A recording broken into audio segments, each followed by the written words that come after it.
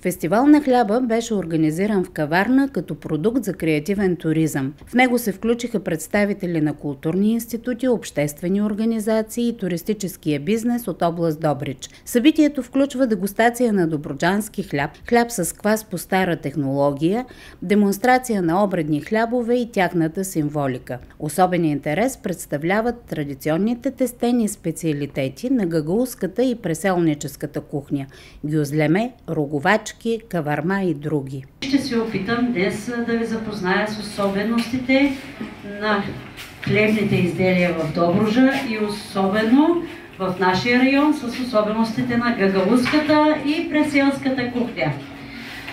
Понеже съм наследник и на двата етноса, най-добре ще мога да ви разкажа за различните обичаи. В житницата на България хляба е в основата на уникалния кулинарен почерк. Пъстра и многолика, Добруджа приманва всеки да открие красотата и гостоприемството на необятната равнина, да опита местните специалитети и къша и бял дъхав хляб, да улови неповторимото ухание.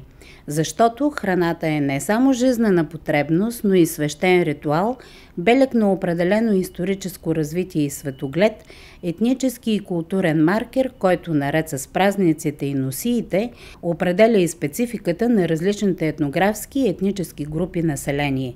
В кулинарната традиция на Добруджа обредните хлябове заемат особено място. Кръщене, най-хубавия, най-светлия момент, раждането на живота.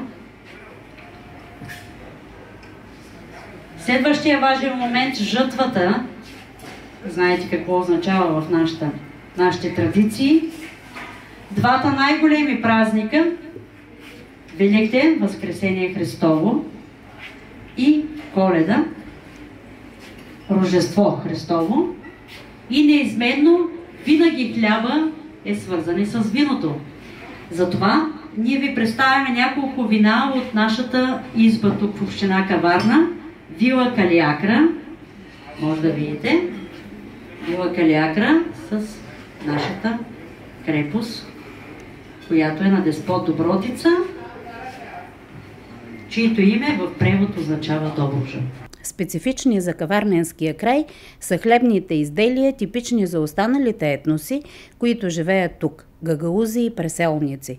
За гагаузската кухня това са различните видове гюзлеме, а преселските специалитети са роговачките и кавармата. Когато една домакиня точи каварми, на село са имали пещи навънка, остава и тесто и тя от него прави роговачка, която се пържи.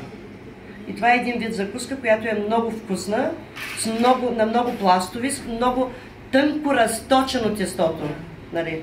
И това е гюзлемето с сиренито, това е кавармата.